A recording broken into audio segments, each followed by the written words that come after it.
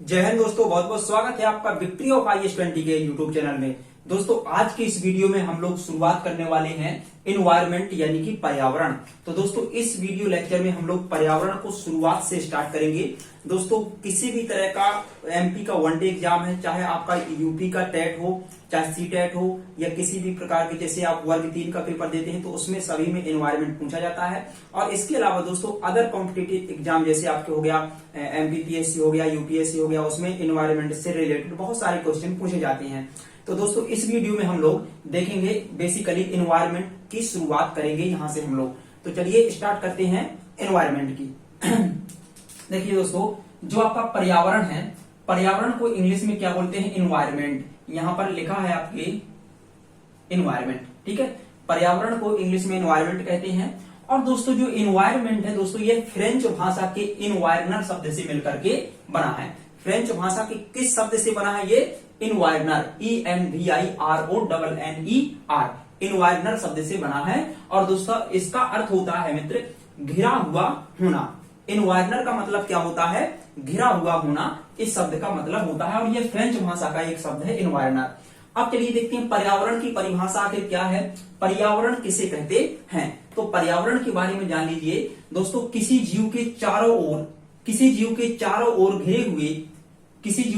ओर घिरे हुए भौतिक एवं जैविक दशाओं को एवं उनके साथ उस जीव की अंतःक्रिया को सम्मिलित किया जाता है पर्यावरण के अंतर्गत। इसका मतलब क्या हुआ?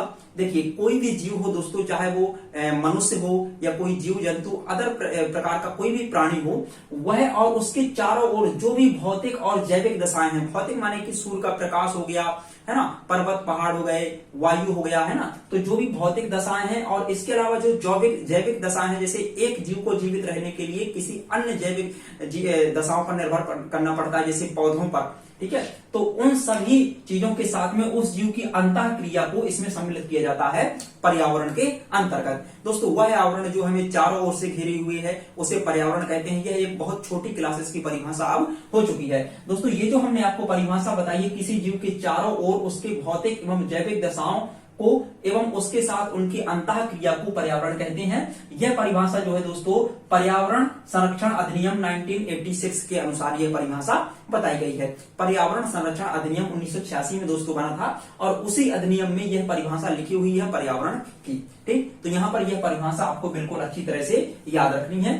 देखिए दोस्तों, जो पर्यावरण होता है, क्योंकि पर्यावरण एक जैविक एवं भौतिक संकल्पना है। हमने आपको क्या बताया? जो पर्यावरण है एक जैविक एवं भौतिक संकल्पना है। मतलब पर्यावरण में दो तरह के ही जीव हो सकते हैं, एक तो जैविक हो सकते हैं और दूसरा अजैविक यानी कि भौतिक चीजें हो सकती हैं पर्यावरण में, ठीक है। तो यह एक जैविक एवं भौतिक संकल्पना है। और इस प्रकार से अगर इस आधार पर देखा जाए तो जो पर्यावरण है उसमें दो तरह के घटक आपको मिलेंगे। और तीसरा घटक हमने एक अलग से यहाँ पर कैटेगरी बना दी है।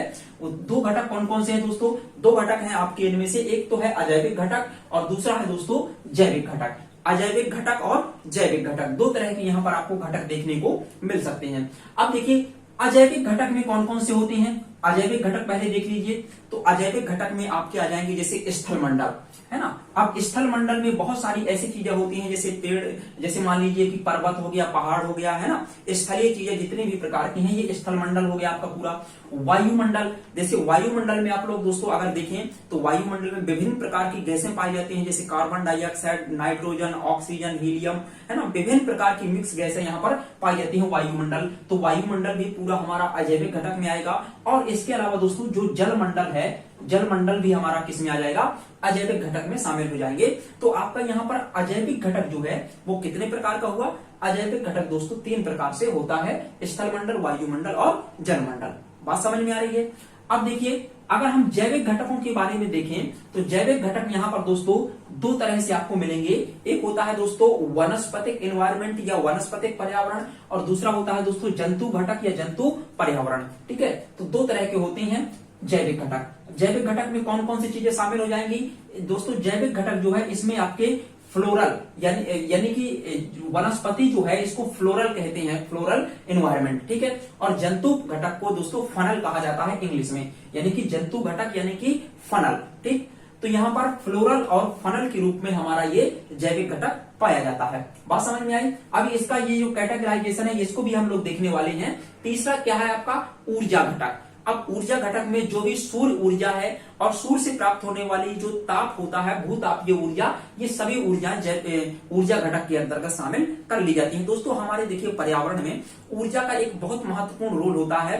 पूरे के पूरे हमारे एनवायरमेंट में जो ऊर्जा प्राप्त होती है वो हमारी सूर्य से प्राप्त होती है। तो ऊर्जा भी एक अलग से घटक, इसीलिए हमने यहाँ पर इसको डिसाइड करके लिख लिया है। बात समझ में आई। अब देखिए दोस्तों जो वनस्पतिक घटक है, दोस्तों जितने भी वनस्पतियां होती हैं, जितने भी पौधे हैं, ये सभी किस तरह की होती हैं? स्वपोषी होती हैं।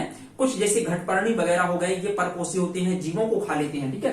तो ये स्वपोषी जीव होते हैं वनस्पति घटक, ठीक है, यहाँ पर समझ में आ रही है। और दोस्तों जो जंतु घटक होते हैं, जंतु घटक, इनमें दोस्तों ये स्वपोषी नहीं होते हैं। और ये कैसे होते हैं दोस्तों? यहाँ पर याद रखना होगा आपको कि जंतु घटक यानी कि फनल ये परपोषी होते हैं। और दोस्तों ये भी याद रखना है आपको कि जो परपोषी हैं वो 3 प्रकार के होते हैं। कितने प्रकार के?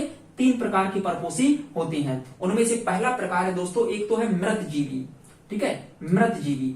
मृतजीवी का मतलब दोस्तों ये होता है कि ऐसे जीव जो कि मृत और सड़े गले पदार्थों को उनसे घुलित रूप में ऑक्सीजन यानी कि जल में जो पदार्थ घुल जाते हैं, घुलित रूप में उनसे कार्बनिक यौगिकों को प्राप्त करते हैं और अपना जीवन यापन करते हैं। ऐसे जीव आपके मृतजीवी के अंतर्गत आते हैं। और दूसरे होते हैं दोस्तों परजीवी। परजीवी परजीवी जो होते हैं दोस्तों, ये अपने भोजन के लिए दूसरे जीवित जीवों पर निर्भर करते हैं। यानी कि ये मांसाहारी प्रकार के होते हैं, अपने भोजन के लिए दूसरे जीवित जीवों को खाते हैं। तो उनमें सभी ये परजीवी आ जाते हैं, ठीक है। ये जंतु घटक के ये आपको 3 प्रकार बता रहे हैं हम आपको। परपोषी 3 प्रकार के होते हैं यहाँ पर, ठीक है। और दूसरे होते हैं दोस्तों अगले तीसरे प्राणी संभोजी, ठीक है। अब प्राणी संभोजी में कौन से आएंगे? ऐसे जीव होते हैं दोस्तों जो कि शाकाहारी होते हैं, ठीक है। जैसे हिरण हो गया, खरगोश हो गया, ये सभी शाकाहारी आएंगे। तो इनको हम कहते हैं प्राणी संभोजी, ठीक है। तो मृतजीवी जो कि घुलित रूप में कार्बनिक यौगिक प्राप्त करते हैं सड़े गले पौधों से या जंतुओं से, ठीक है। और दूसरे होते हैं परजीवी जो कि अन्य जीवित जीवों पर निर्भर होते हैं, अन्य जीवित जीवों को खाते हैं। और तीसरे आ जाएंगे आपके प्राणी संभोजी जो कि कौन से होते हैं? शाकाहारी होते हैं, यानी कि मांस नहीं खाते हैं ये, ठीक। तो यहाँ पर ये 3 प्रकार आपको परपोषी के देख सकते हैं। दोस्तों ये जो वीडियो है ना, इस बारे में हम पूरा एनवायरनमेंट का बेस तैयार कर रहे हैं। अभी देखिए आगे देखते जाइए क्या होता है। बहुत सारी ऐसी महत्वपूर्ण चीजें हम लोग देखेंगे। ये मान लीजिए कि ये अगर आपने पूरी एनवायरनमेंट की सीरीज देख ली तो फिर आपको कहीं पर समस्या जाने वाली नहीं है। दोस्तों हम बिल्कुल छोटे लेवल से स्टार्ट करके बहुत आगे धीरे धीरे करके जाएंगे इसमें।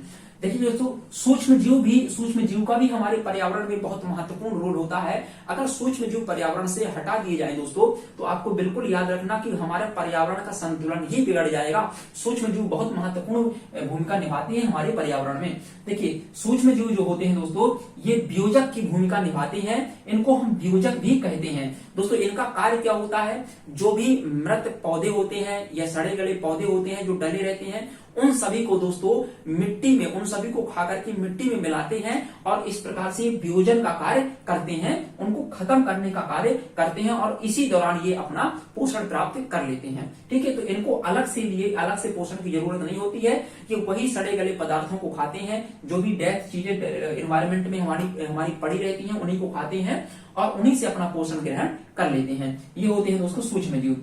अगर आपसे पूछा जाए ऊर्जा संगठक, अब देखिए वहां पर हमने बताया ऊर्जा घटक, तो सौर ऊर्जा, भूतापीय ऊर्जा यहाँ पर आता है इसमें। बात समझ में आ रही? ऊर्जा संगठक में देखेंगे आप तो दोस्तों इसमें सौर ऊर्जा को मुख्य रूप से शामिल किया जाता है, क्योंकि ऊर्जा का स्रोत तो एक ही है, सूर्य। तो सौर ऊर्जा को इसमें शामिल किया जाता है। और सौर ऊर्जा दोस्तों क्या कहलाती है? सूर्य से प्राप्त होने वाली ऊर्जा सौर ऊर्जा कहलाती है। और दोस्तों जो सूर्य से प्राप्त होती है ना ऊर्जा, यह हमें विद्युत चुंबकीय तरंगों के रूप में प्राप्त होती है उधर से पृथ्वी तक। किस रूप में प्राप्त होती है? विद्युत चुंबकीय तरंगों के रूप में प्राप्त होती है सूर्य ऊर्जा। और दोस्तों यहां पर याद रखना, विद्युत चुंबकीय तरंगों के रूप में जो हमें सूर्य ऊर्जा प्राप्त होती है उसे हम चुंबकीय विकिरण कहा जाता है, चुंबकीय विकिरण कहते हैं, ठीक है। तो याद रखना चुंबकीय विकिरण भी सौर ऊर्जा को कहा जाता है। तो ये भी आपको यहाँ पर वर्ड याद रखना है।